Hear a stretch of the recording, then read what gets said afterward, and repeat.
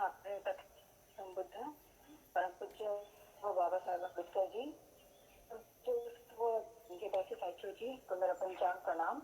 उपस्थित हमारे आचार्य जी को त्रिवार अभिवादन। उपस्थित सभी जानते हैं कि आगे हम ऐसा है हमारे आज का विषय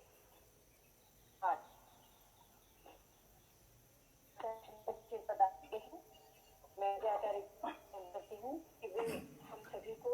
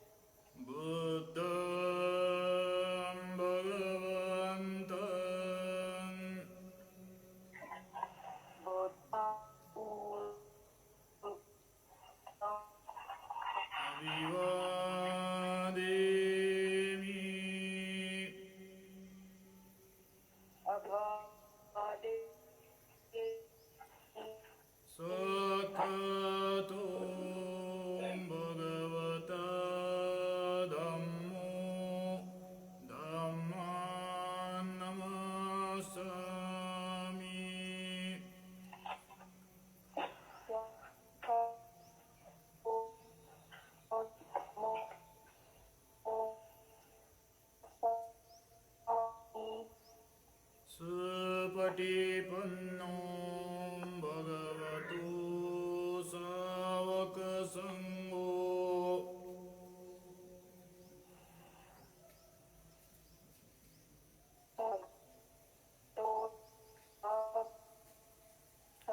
संघं नमामि।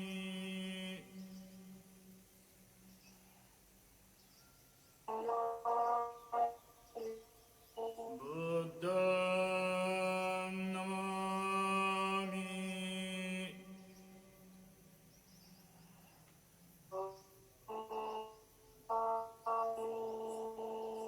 धम्मं नमामि।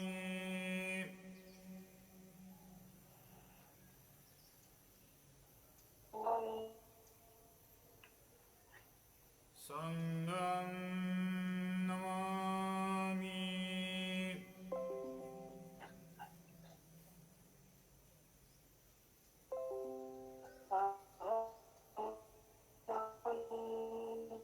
अहं वन्दामि सर्वदा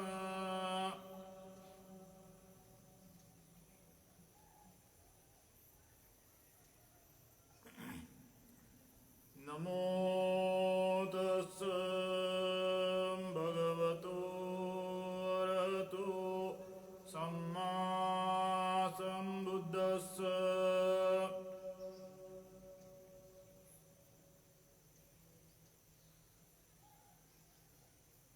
नमो तस्स भगवतो अरहतो सम्मा सम्बुद्धस्स।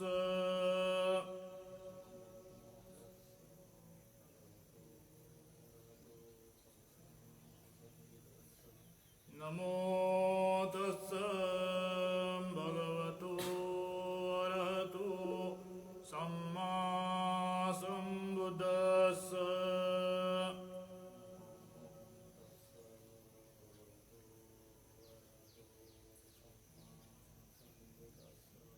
बुद्धं शरणं गच्छामि।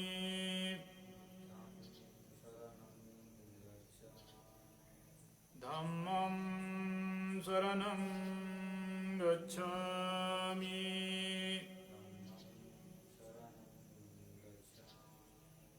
संघं शरणं गच्छामि।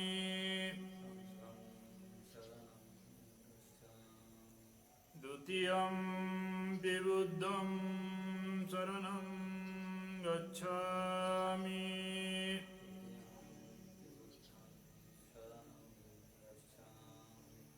द्वितीयम्पि धम्मं शरणं गच्छामि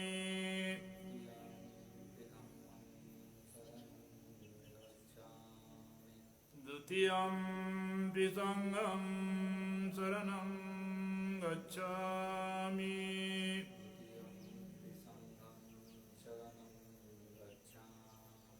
तृतीयम्पि बुद्धं शरणं गच्छामि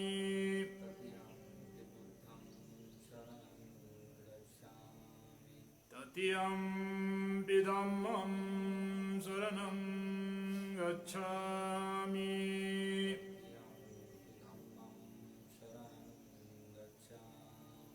तृतीयम्पि संघं शरणं गच्छामि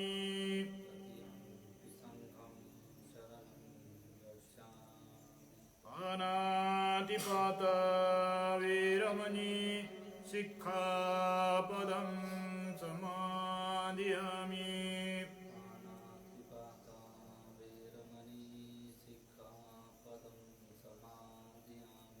अदिन्नदाना वीरमणि सिक्खापदं समादयामि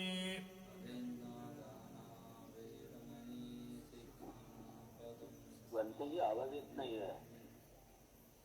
कामेषु मिच्छाचारा वीरमणि सिक्खापदं समादयामि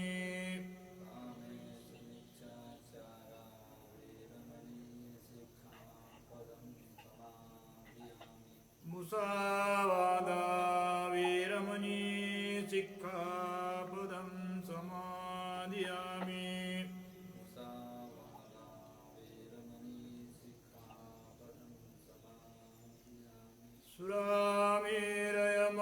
सुरामेरयमज्जपमादटना वीरमणि सिक्खापदं समादयामि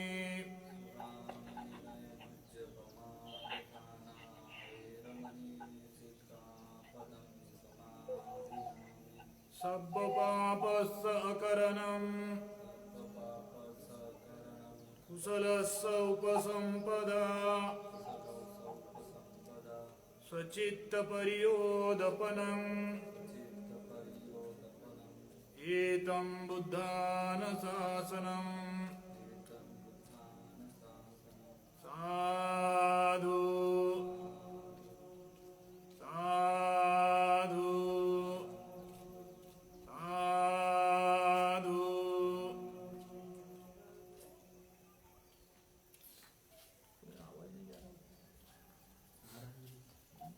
धन जी आवाज ताई आवाज नाही येत आहे.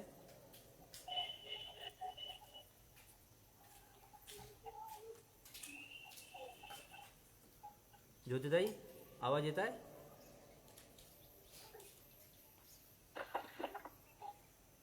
हेलो रोहित साउंड साउंड का वो करो, साउंड का बढ़ाओ, साउंड फुल है. म्यूट हो गया है।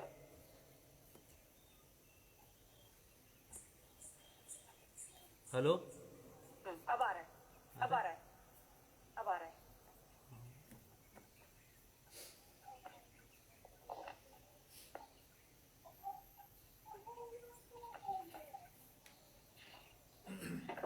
कृष्ण पंचशील के पश्चात मैं पूज्याचार्य जी से अनुरोध करती हूँ कि वे आज का हमारे धम्म पर प्रवचन का विषय बिहार, इस पर हमें अपना धम्म प्रवचन प्रदान करेंगे। ज्ञान प्राप्ति प्राण सम्यक संबुद्ध, ज्ञान प्राप्ति का मार्ग बुद्ध धम्म, ज्ञान प्राप्ति मार्ग से चलने वाला संघ, इन त्रिरत्न को पंचांग प्रणाम। आज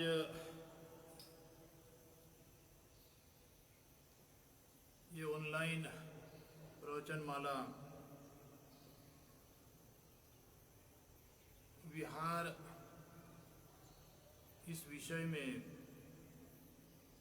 हमसे वार्तालाप करना है। शायद आज तक जितने भी प्रवचन हुए उसके कहीं वक्त कहीं जगह में विहार के बारे में जानकारी दिया गया होगा दिया है। इसलिए और इस प्रवचन माला के माध्यम से ही नहीं,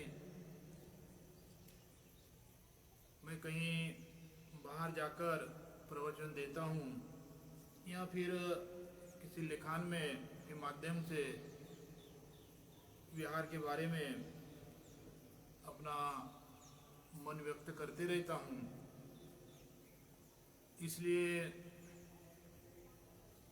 इस स्क्रीन के माध्यम से प्रवचन माला में शामिल हुए आप तमाम लोगों को कई बार आपके कान में विहार के प्रति, विहार क्या होता है इसके प्रति जानकारी होगी, फिर भी उसको रिपीट जैसे ही होगा। ये प्रवचन एक प्रकार का रिपीट ही होगा।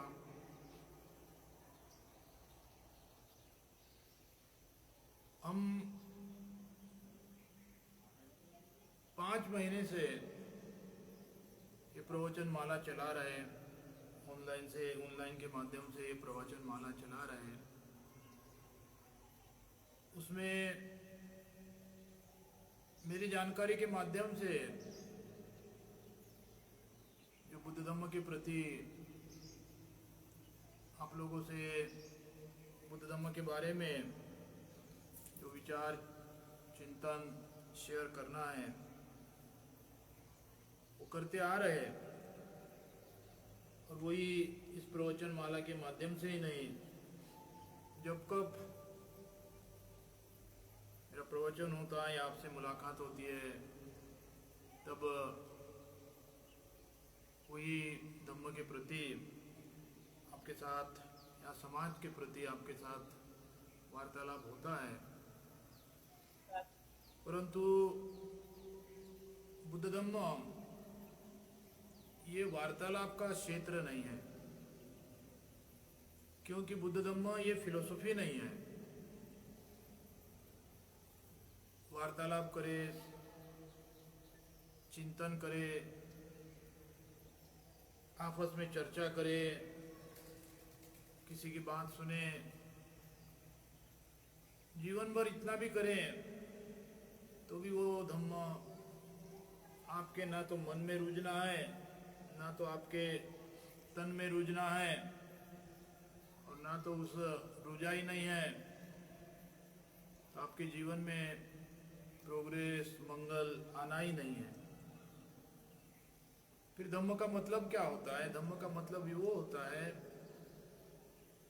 जिसके बारे में चिंतन किए, जिसके बारे में वार्तालाप किए, जिसके बारे में जानकारी प्राप्त किए, उस प्राप्त हुए चिंतन जानकारी को अपने रोजाना जीवन में उतारना, अपने रोजाना जीवन में उसका उपयोग करना। जो धार्मिक चिंतन होता है, धर्म से लिया हुआ ज्ञान होता है, जानकारी होती है, उसे अपने रोजाना जीवन में उतारेंगे तब वही धम्म के माध्यम से जो आपका जीवन में लाभ होना चाहिए वो हो सकता है। अदरवाइज प्रवचन आप कितना भी सुनो, वार्तालाप कितना भी करो, चिंतन कितना भी करो, उसको अपने जीवन में नहीं उतारेंगे, उसको अपने रोजाना जीवन में नहीं पहुंचाएंगे तो वो धम्म नहीं होता है, स्पेशली बुद्ध धम्म नहीं होता है। बाकी धम्मों में क्या कहते ये तो जानकारी नहीं है, क्योंकि उसके बारे में अध्ययन ही नहीं किया है, अध्ययन करता भी नहीं हूँ। लेकिन एक बुद्ध धम्म के बारे में क्या जाए तो चिंतन ये बुद्ध धम्म नहीं होता है। विचार का लेन देन वहां तक सीमित वो बुद्ध धम्म नहीं होता है। किसी का प्रवचन, किसी का भाषण सुनना वहां तक सीमित रहेंगे तो वो बुद्ध धम्म नहीं होता है। बुद्ध धम्म वो होता है कि जिस बुद्ध ने दिए हुए पवित्र वाणी को सुना, उस पवित्र वाणी को ग्रहण किया, उस पवित्र वाणी का चिंतन किया, उस पवित्र वाणी को, आज तथागत तो है नहीं, आपको किसी न किसी के वाणी से ही सुनना पड़ेगा, किसी न किसी के लेखन से ही पढ़ना पड़ेगा। लेकिन जो सुना या जो पढ़ा उसको वहीं तक सीमित रखेंगे तो आपके जीवन को कभी लाभ नहीं पहुंचाएगा। फक्त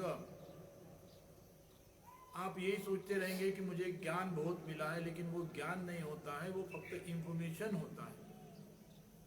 और आदमी इंफॉर्मेशन से अपने जीवन को मंगलमय नहीं कर सकता है जब तक उस इंफॉर्मेशन को आचरण में लाकर ज्ञान के तौर पर कन्वर्ट नहीं करते, तब तक आपका जीवन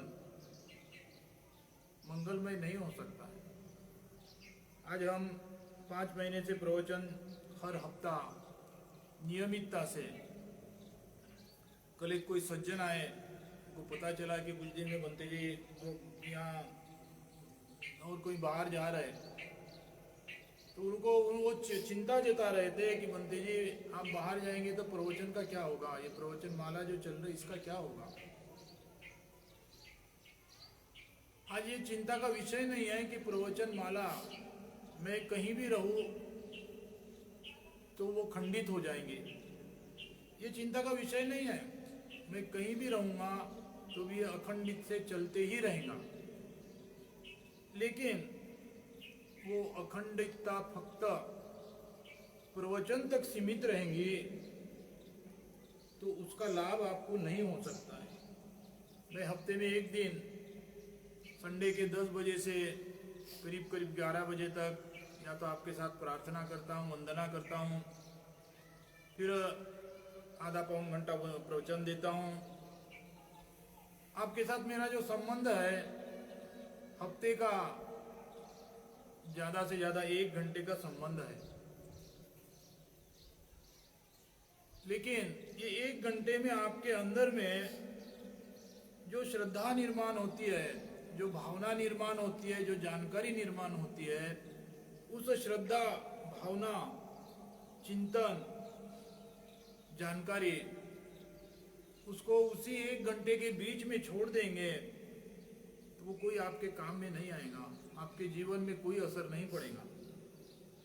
ये 1 घंटे का लाभ बाकी जो आपके जीवन का हफ्ते भर का वक्त है, उस हफ्ते भर के पल पल में लाएंगे तो ही ये प्रवचन माला आपके जीवन को, आपके जीवन में मैत्री निर्माण कर सकती है, करुणा निर्माण कर सकती है, मुदिता निर्माण कर सकती है, त्याग की भावना निर्माण कर सकती है, आसक्ति से दूर कर सकती है।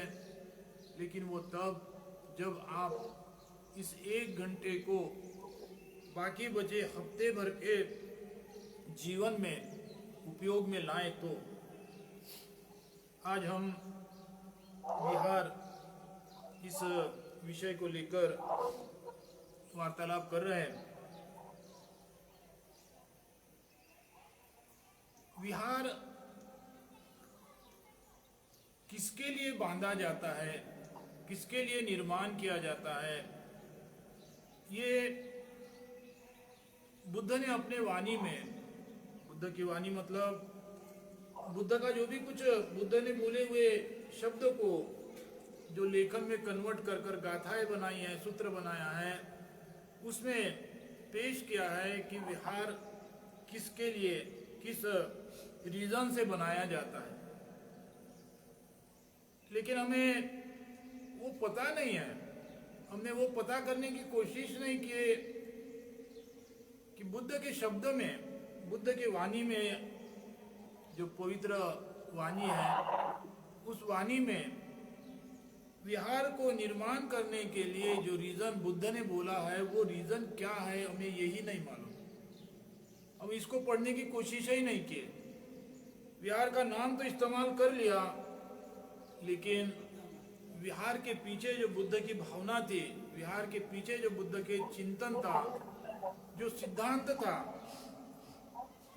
उसको फॉलो करना बहुत दूर हो गया।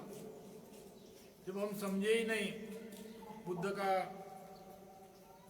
विहार बनाने के प्रति भावना क्या थी, मकसद क्या था, जब हम उस वाणी को समझे ही नहीं तो वो भावना हम अपने कर्म में कैसे जीवित रख सकते हैं। आज भारत में भी, महाराष्ट्र में भी, छत्तीसगढ़ में भी, एमपी में भी तमाम विहार बन रहे हैं, तमाम विहार बनाया गया है। वो फिर कहीं छोटा भी होगा, कहीं बड़ा भी होगा। ये आर्थिक मामला हो गया। आकार कितना बड़ा है और आकार कितना छोटा है ये कोई मायना नहीं रखता। ये कोई महत्व की बात नहीं है कि वो कितना बड़ा है और कितना छोटा है।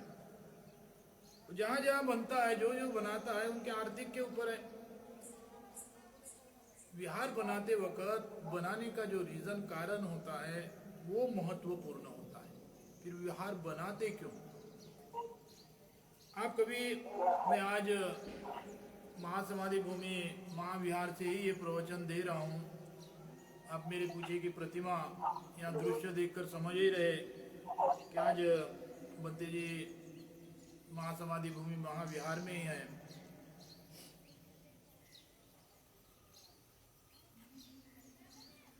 ये विहार बनाने के पीछे भी हमने बुद्ध का जो मकसद था वो मकसद से ही बनाने की कोशिश की है।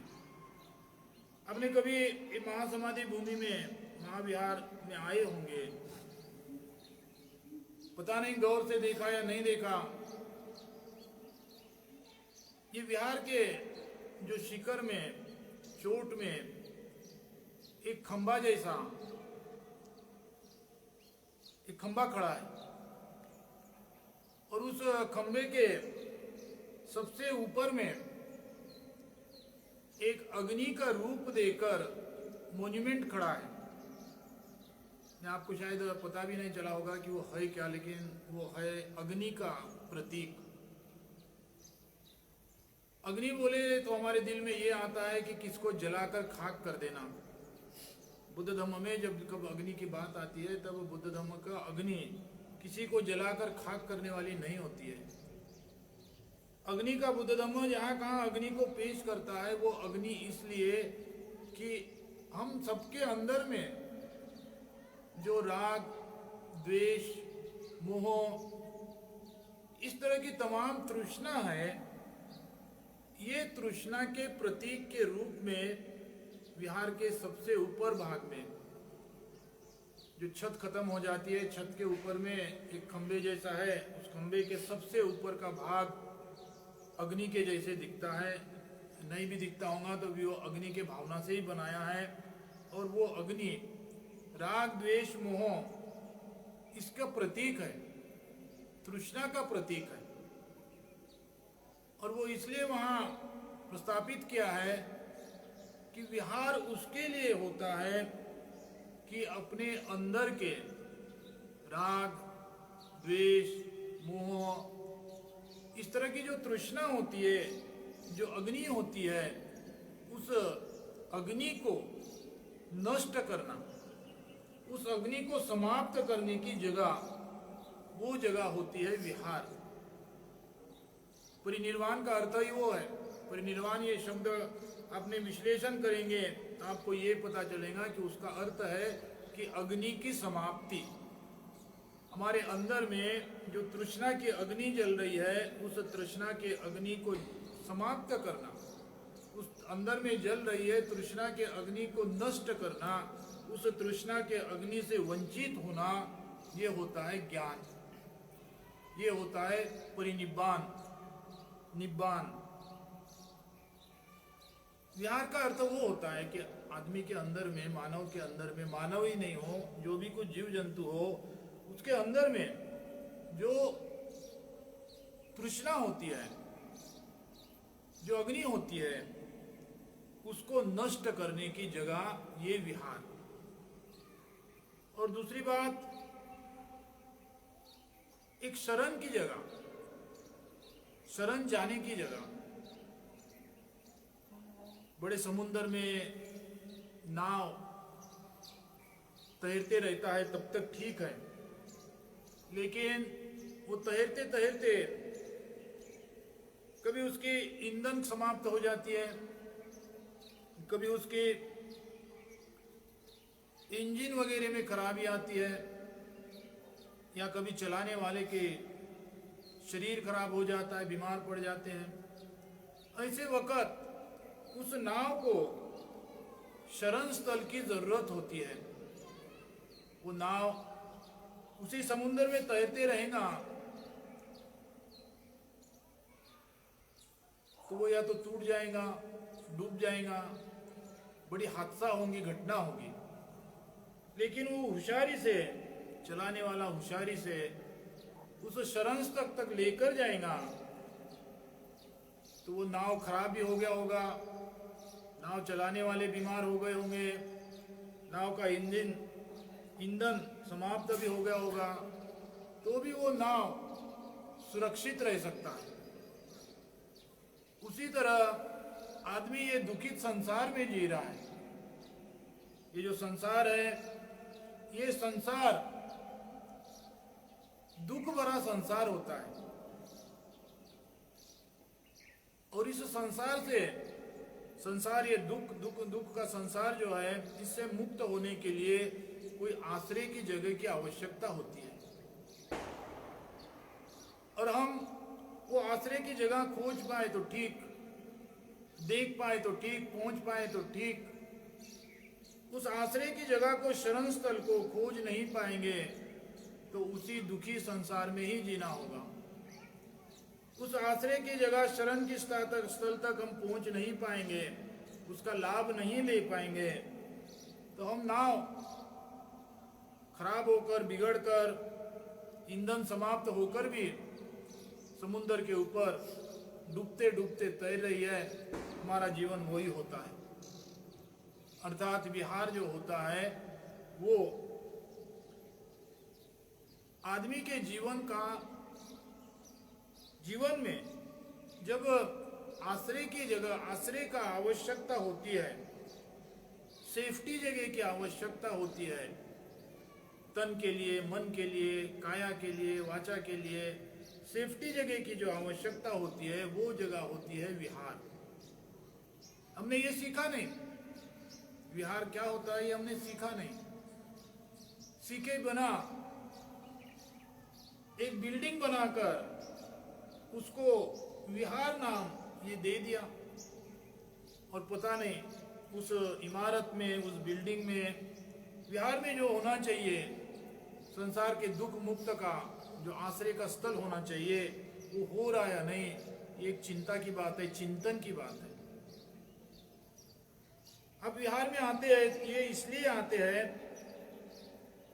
कि आपके मन में शांति मिले, आपके मन के अंदर, आपके जीवन में जो राग द्वेष मोह है उससे मुक्त हो, इसलिए विहार में आते हैं या आना चाहिए। बहुतों लोग इसके लिए नहीं आते, बहुत एक लोग और दूसरे किसी कारण से आते हैं। विहार में आकर जो साधना के लिए आते हैं उनका माहौल अलग होता है। जो साधना के लिए आते हैं, जो वंदना के लिए आते हैं, जो विहार में होना चाहिए उस कार्य, उस रीजन से आते हैं, उनका आने का मकसद अलग होता है, और मकसद ही अलग है तो उनका जो माहौल ही अलग होता है। लेकिन एक टूरिस्ट पॉइंट करके, टूरिस्ट स्पॉट करके, या कहीं दूसरे जगह के कुछ कार्यक्रम था, घरगुती कार्यक्रम था, सोशल कार्यक्रम था, और बाय द वे नजीक का विहार, तो चलो विहार देखकर आते हैं। मैं ये जानबूझकर देखकर आते शब्द लगा रहा हूं, नहीं तो मैं ये शब्द को पसंद करता विहार जाने को कि विहार का दर्शन हो। लेकिन इस वक्त मैं जानबूझकर देखने को ये शब्द इस्तेमाल इसलिए कर रहा हूं कि जो लोग श्रद्धा से आते हैं, जो लोग विहार का मकसद समझ कर आते हैं, उनके लिए विहार ये जगह साधना की जगह होती है, उनके लिए ये जगह श्रद्धा की जगह होती है। उनके लिए उनको यहाँ आने से राग से, द्वेष से, मोह से जो तमाम जीवन में तृष्णा है, उस तृष्णा से मुक्त होने का एक योग प्राप्त होता है। लेकिन जो देखने के बाय द वे अगल बगल में किसी फैमिली में कार्यक्रम है, अगल बगल में किसी की मीटिंग है, किसी अगल बगल में दूसरा कोई पर्यटक स्थल है, उसको देखने के लिए आए और चले बगल में विहार है तो चलो वहीं भी तो देख कर आते, ये बाय द वे हो गया। और जो बाय द वे के हिसाब से आते हैं उनके लिए ये जगह सुटेबल नहीं होता है जो इसका मकसद होता है। आप जब यहाँ आकर या तो साधना करो या तो वंदना करो। कई लोग ऐसे भी श्रद्धा लेकर आते हैं, सवेरे से आएंगे और दिन भर यहाँ साधना करते रहते हैं, दिन भर यहाँ वंदना करते रहते। कहीं ऐसे भी लोग होते हैं, ऐसे बहुत रियल लोग होते हैं, लेकिन होते हैं। उनके मन में क्या फर्क पड़ता है? जो साधना होती है वो मानव का जो स्वायत्त तांत्रिकाएं, ऑटोमेटिक निर्वास जो होता है, मेंदु जो होता है, उस मेंदु को शांत करता है। साधना जो होती है या वंदना जो होती है, वंदना के मकसद को लेकर, वंदना का जो असली मकसद है उसको लेकर आप वंदना करेंगे तो वो आपके ऑटोमेटिक निर्वेश जो मेंदु का एक पार्ट होता है, उस पार्ट को शांत करता है, जो आपके जीवन को निश्चित करता है। आपका जीवन किस तरह जाए उसको साधना के माध्यम से जो आपका मेंदु शांत हो रहा है, आपका मेंदु शुद्ध हो रहा है, तो उस शुद्ध मेंदु के माध्यम से आप विचार करेंगे, आप यकीनन अच्छा ही विचार करेंगे, बुरा तो विचार नहीं करेंगे। ये जगह वो होती है कि अपने मेंदु को, अपने दिल दिमाग को बुद्ध ने कहा है उस मार्ग से चलाने के लिए प्रैक्टिस करने की जगह होती है। यहाँ शील का पालन और साधना करने की जो जगह है वो विहार होती है। उनको भी थोड़ा सा मिक्स कर लेते, शील समाधि प्रज्ञा ये एक इसमें डाल देते, और शील समाधि और प्रज्ञा ये दो भाग है, इसका फर्क भी नहीं समझा है। शील और साधना ये उपाय है। शील का पालन करो, साधना करो, और फिर उसके माध्यम से मिलने वाला जो उपाय, जो परिस्थिति है, वो है प्रज्ञा। ये तीन एक नहीं होते हैं। शील और समाधि ये उपाय है, आचरण में लाने का उपाय है, और प्रज्ञा उस शील और समाधि को करने के कारण मिला हुआ नतीजा है। प्रज्ञा को करते नहीं है, प्रज्ञा शील और समाधि को करने के कारण जो मिलने वाला नतीजा है।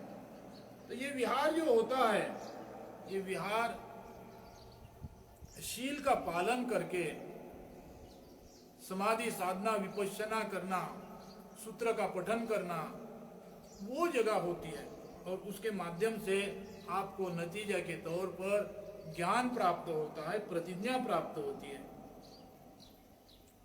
किसी भी विहार में जाओ, वो फिर महासमाधि भूमि ही नहीं। आप किसी भी विहार में जाओ, किसी जगह के विहार में जाओ, किसी देश के विहार में जाओ, किसी काल के विहार में जाओ, वो विहार में वही होता है, शील का पालन, साधना, और उसका नतीजा ज्ञान प्राप्ति आदमी के जीवन को चेंज करवा देता है। क्योंकि तथागत का जो धम्म है वो हर काल में प्रमाणित होता है, हर काल के लिए उपयोगी होता है। देश बदल गया, वक्त बदल गया, काल बदल गया, आदमी बदल गया, उनमें कोई फर्क नहीं पड़ता है। वो देश भी बदले, वक्त भी बदले, आदमी भी बदले, उनमें कोई फर्क नहीं पड़ता है।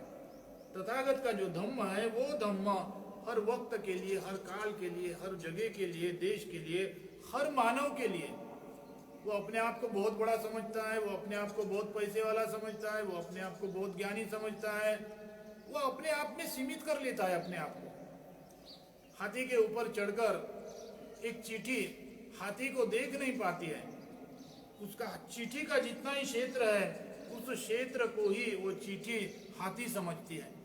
उसी तरह हमने भी अपना जितना कदम है, अपना जितना स्पर्श है, उस स्पर्श को ही धम्म समझ रखा है, जबकि बहुत बड़ा, बहुत गहरा, बहुत व्यापक होता है धम्म, जो हमने आजीवन तक सीखते रहना चाहिए, लेकिन हम चिट्ठी का स्वभाव होता है उससे ही जीते हैं कि जो मैंने स्पर्श किया वही धम्म है। लेकिन धम्म इतना बड़ा है कि हम जीवन भर भी उसको सीखते रहे तो भी हमारा सीखवन समाप्त नहीं होगा। धम्म ये विहार जो होता है वो विहार बाहर को देखने के लिए नहीं, बाहरी दुनिया को देखने के लिए नहीं, अपने अंदर का माहौल, अपने अंदर की हालत उसको देखने के लिए होता है। लेकिन विहार में आकर भी बाहर का ही माहौल देखने की कोशिश करते हैं। जिस तरह कोई टूरिस्ट पॉइंट जाते हैं वहां तो बाहर ही देखना है, लेकिन वहां जाकर आप अपने दुख को बढ़ा रहे, अपने तृष्णा को बढ़ा रहे। विहार में आकर आप अपने तृष्णा को समाप्त करने के मार्ग में चलाने के लिए विचार करना चाहिए। आप जब किसी टूरिस्ट पॉइंट में जाएंगे या विहार को छोड़कर और कहीं जगह जाएंगे तो वो जगह आपके तृष्णा में जो अग्नि है वो जगह आपको दुख के अंदर में और भी जलने वाला तेल डालती है, आपके दुख को और भी बढ़ाती है। और जो विहार होता है वो विहार जो होता है वो आपके अंदर में जो तृष्णा है उस तृष्णा को पानी डालकर ठंडा कर कर उस अग्नि को समाप्त करने की जगह ये विहार होती है। आप जिस दृष्टि से, आप जिस भावना से विहार में आते हैं वो भावना जो विहार निर्मित की बुद्ध ने बोला हुआ वो भावना होगा तो आपको लाभ होगा। वो भावना आपकी अपनी ही भावना से यहाँ आएंगे तो आपको लाभ तो मिलना ही नहीं है। 19 तारीख 2 दिन पहले पूर्णिमा का दिन था। हर पूर्णिमा को यहाँ अभी कोरोना के कारण कुछ दिन तक विहार बंद था, उस वक्त को छोड़कर हर पूर्णिमा को तमाम लोग आते हैं, सवेरे से लेकर शाम तक तमाम लोग आते हैं। आपने कभी देखा भी होगा यहाँ आकर।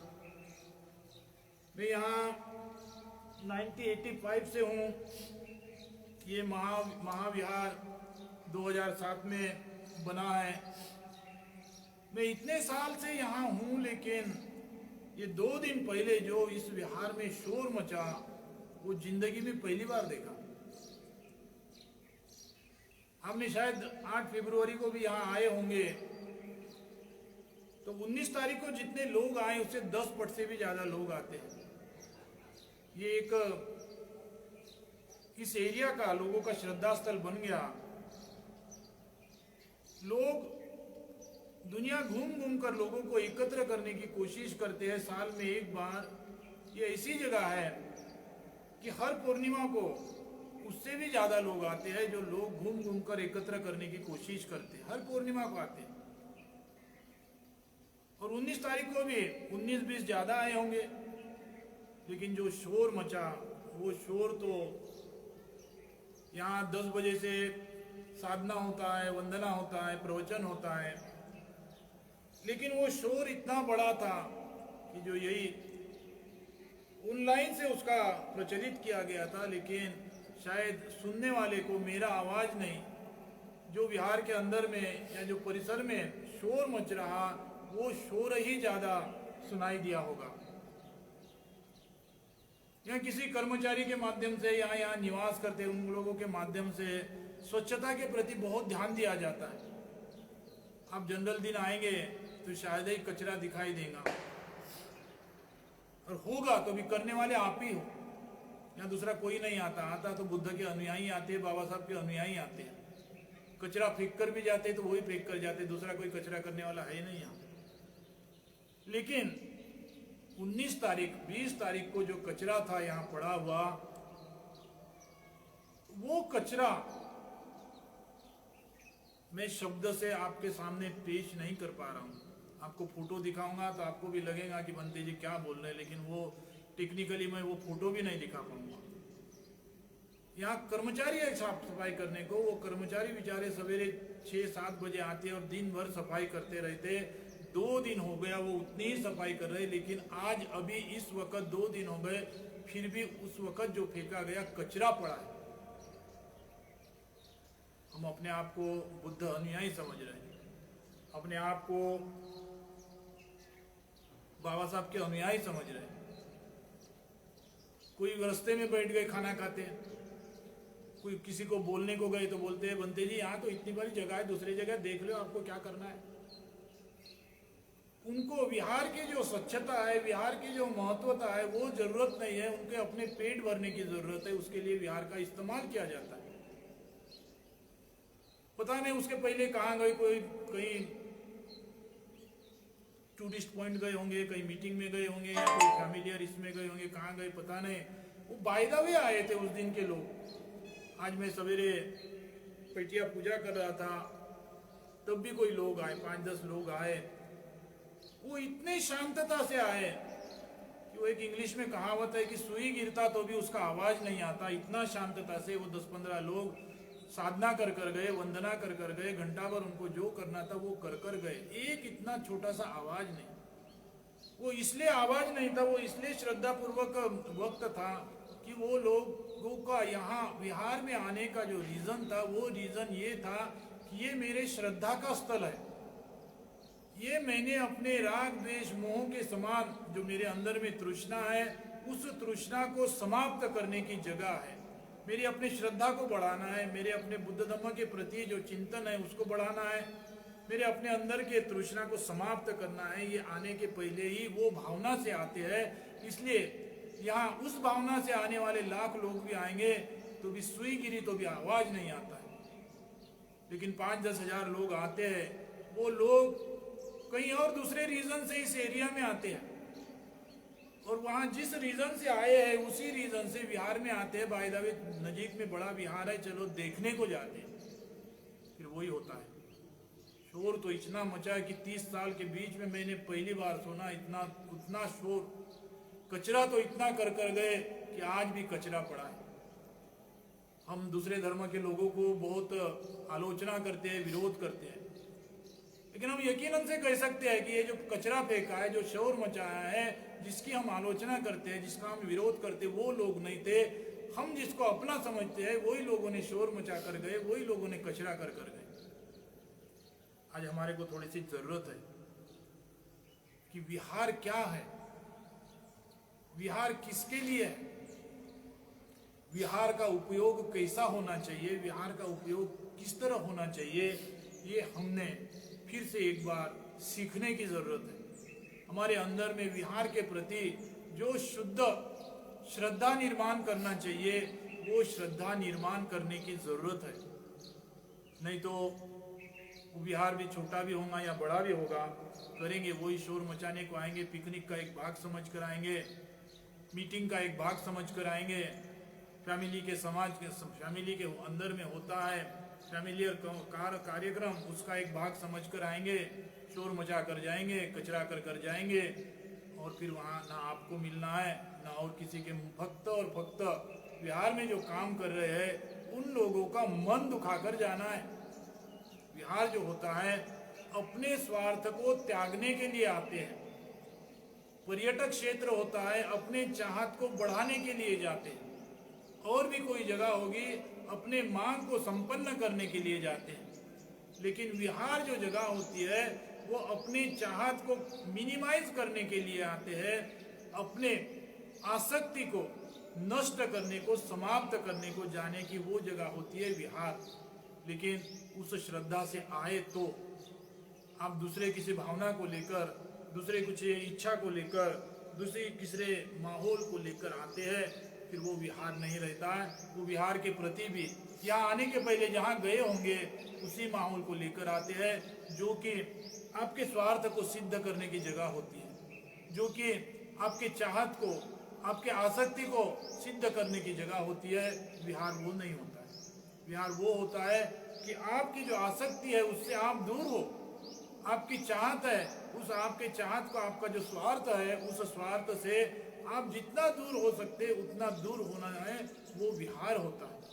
और ये कब सक्सेस होगा कि इस गेट के अंदर में जब आते हो तब आपकी भावना वो भावना होगी कि मैं विहार में जा रहा हूँ, कोई पर्यटक स्थल में नहीं, कोई मीटिंग के क्षेत्र में नहीं, या मैंने पर्यटक क्षेत्र में गया, मैं मीटिंग में गया, बाय द वे नजीक में विहार था इसलिए मैं किसी शादी में गया, बाय द वे नजीक में विहार था इसलिए विहार में आया, वो भावना से आते हैं। इसलिए 30 साल में पहली बार जितना यहाँ चीख सुनाई दिया उतना सुनाई देता है।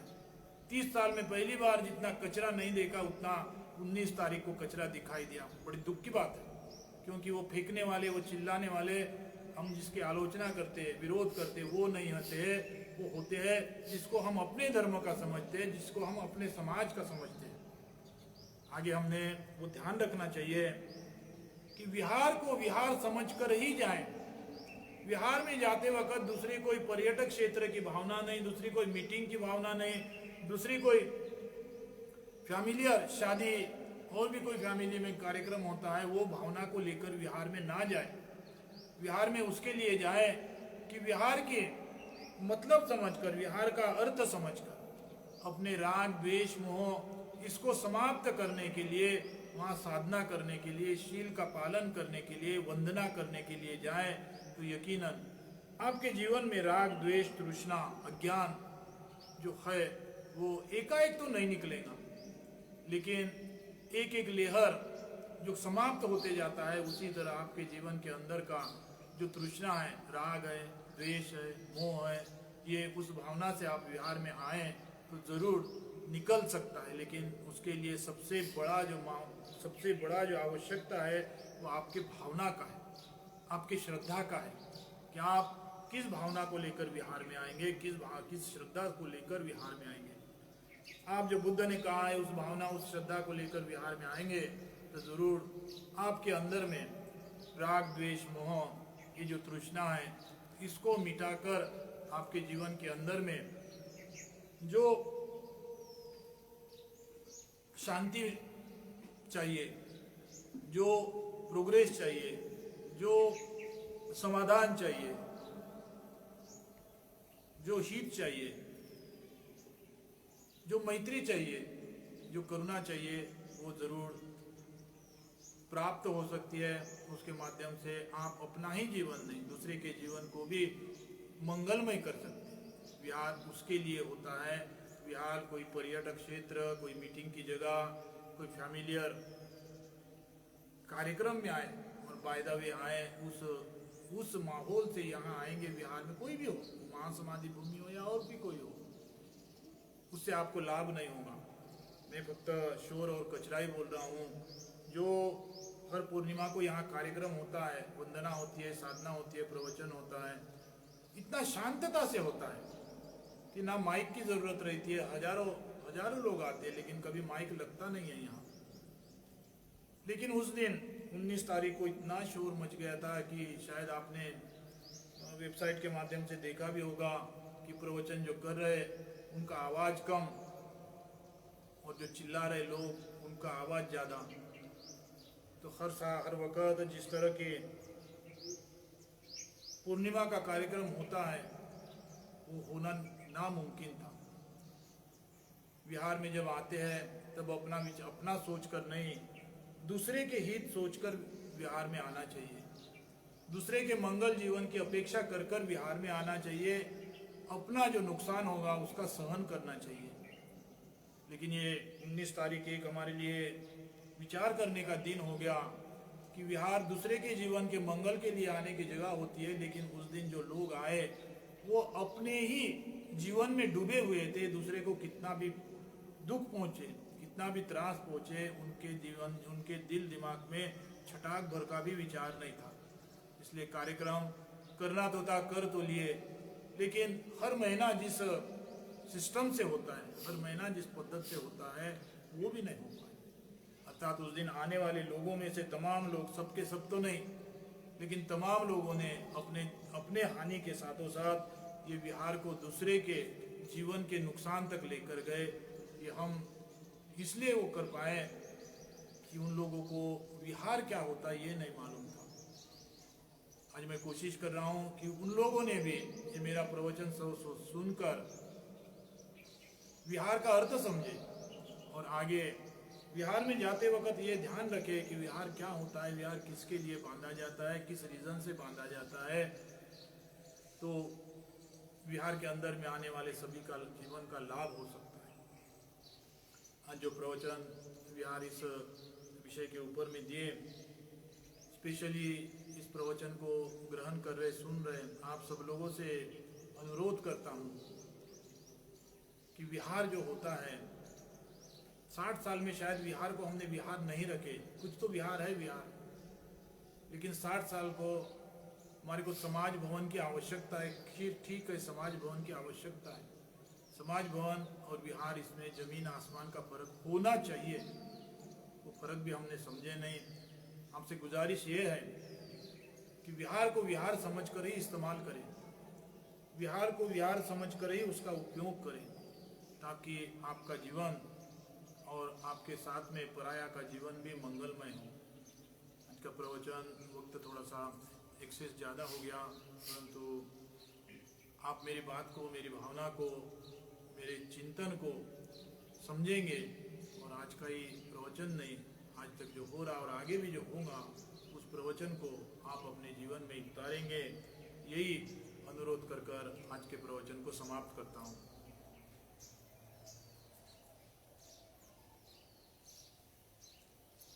आशीर्वाद गाथा बोलूँगा, आपने ग्रहण करना है। नथी मे शरणं मय्यं, बुद्धो मे शरणं वरम्, एतेन सच्च वज्रेण होतु ते जयमङ्गलम्। नास्ति मे शरणं मय्यं, धम्मो मे शरणं वरम्, एतेन सच्च वज्रेण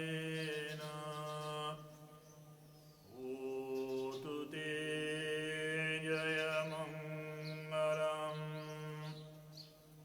नास्ति मे शरणं मय्यं, दशङ्गो मे शरणं वरम्, एतेन सच्च वज्रेण होतु ते जयमङ्गलम्। इमाय बुद्धपूजाय कथाय शुद्धचेतसा, चिरन्तितं तु सद्धम्मो, लोकोऽन्तु सुखी सदा। इमाय धम्मपूजाय कथाय शुद्धचेतसा, चिरन्तितं तु सद्धम्मो, लोकोऽन्तु सुखी सदा। इमाय सङ्गपूजाय